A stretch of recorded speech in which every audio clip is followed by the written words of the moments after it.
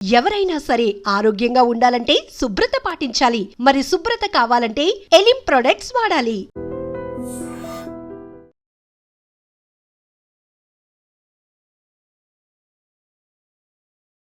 జగిత్యాల జిల్లా కోరుట్లలో అత్యంత దారుణమైనటువంటి సంఘటన అయితే జరిగింది.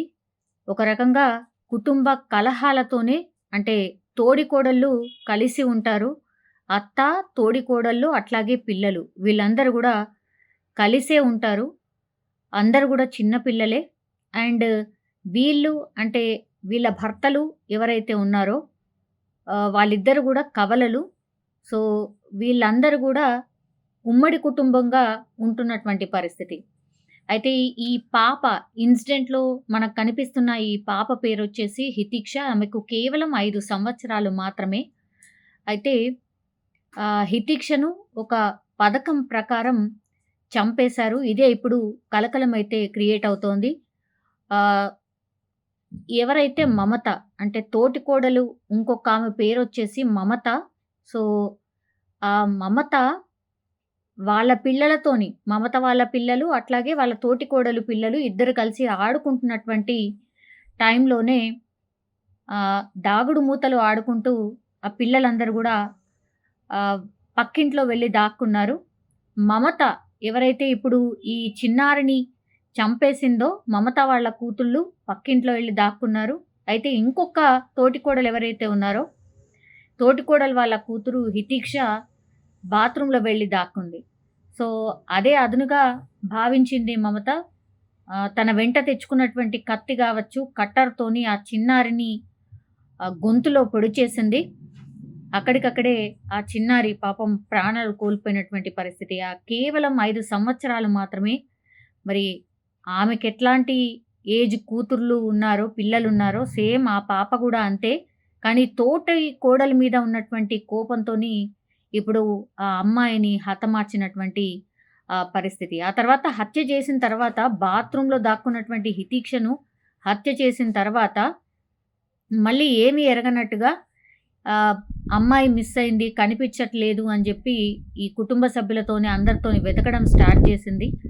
తర్వాత ఆ అమ్మాయి బాత్రూంలో శవమై కనిపించడం, అట్లాగే పూర్తిగా రక్తపు మడుగులో ఉండడంతో దగ్గరలో ఉన్నటువంటి హాస్పిటల్‌కి తీసుకెళ్లే ప్రయత్నం చేసినప్పుడు కూడా ఈ మమత పూర్తిగా అందరితో కలిసిపోయి అదే దొంగ ఏడుపు ఏడుస్తూ పూర్తిగా ఏడవడం స్టార్ట్ చేసింది. అట్లాగే తనకు ఏమీ తెలియనట్టుగా ఏడవడం, ఆ ఫ్యామిలీతోని కలిసిపోయి ఆ డెడ్ బాడీ పక్కన, హితిక్షని ఎవరైతే చంపిందో మమత, ఆ డెడ్ బాడీ పక్కనే కూర్చొని ఏడవడం స్టార్ట్ చేసినటువంటి పరిస్థితి. కానీ ఈ మృతదేహాన్ని పరిశీలించినటువంటి పోలీసులు మాత్రం హితిక్ష గొంతు దగ్గర అయినటువంటి గాయాలు గావచ్చు, హత్యకు ఉపయోగించినటువంటి ఇంతకుముందు చెప్పినట్టుగా ఈ కత్తి కావచ్చు, కట్టర్ కావచ్చు, అవన్నిటిని గూడా ఆ ఆయుధాల్ని పరిశీలించడం, తర్వాత క్లూస్ టీమ్ వేలిముద్రలు ఇవన్నీ చూడడం, అవన్నీ చూసిన తర్వాత సీసీ కెమెరాలని గూడా పరిశీలించడం,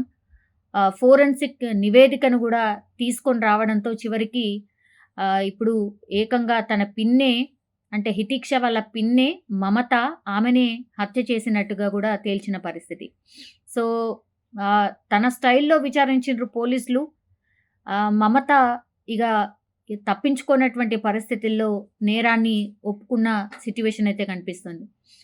సో, ఒక చిన్న 5 ఏళ్ల పాప, అది కూడా కేవలం తోటికోడళ్ళ కొట్లాట మధ్యలో చిన్నారిని చంపేసిందంటే ఇది ఎంత దారుణమో మనం అర్థం చేసుకోవచ్చు. ఆ గ్రామంలో అండ్ కుటుంబ సభ్యులు పూర్తి స్థాయిలో శోక సముద్రంలో మునిగిపోయారు. ఆ తర్వాత ఆ చిన్నారి హితిక్ష అప్పటి వరకు తమ కళ్ళ ముందే ఆడుకొని కనిపించింది, అందరితో కలిసిపోయి కనిపించింది. అట్లాంటి అమ్మాయిని ఇక మీదట చూడలేమంటూ కూడా గ్రామస్తులు, కుటుంబ సభ్యులు హృదయ విదారకంగా రోదిస్తున్న పరిస్థితి కనిపిస్తోంది. సో, ఇంతమంది కూడా ఇంట్లో ఉండి తమ కళ్ళ ముందే బిడ్డను పోగొట్టుకున్నామంటూ ఆ తల్లి ఏడుస్తోంది. ఆ హితిక్ష వాళ్ళ తల్లి ఏడుస్తోంది. అండ్ ఇంట్లో వారే ఇట్లా చేస్తారని అసలు మాకు అస్సలంటే అస్సలు అనుమానం కూడా రాలేదు, మేము ఊహించలేదు కూడా అంటూ హితిక్ష తల్లిదండ్రులైతే విలపిస్తున్నటువంటి పరిస్థితి కనిపిస్తోంది. కఠినంగా ఇప్పుడు హితీక్షను చంపినటువంటి మమత మీద చర్యలు తీసుకోవాలంటూ కూడా పూర్తి స్థాయిలో గ్రామస్తులు కోరుతున్నటువంటి పరిస్థితి అయితే కనిపిస్తోంది. ఎవరికి కూడా అనుమానం రాకుండా పని కానిచ్చేశాను అని మమత అనుకుంది. కానీ పూర్తిగా అన్ని ఆధారాలు సేకరించిన తర్వాత పోలీసులు మమతని నిందితురాలుగా తేల్చడం ఇప్పుడు కలకలం క్రియేట్ అవుతోంది.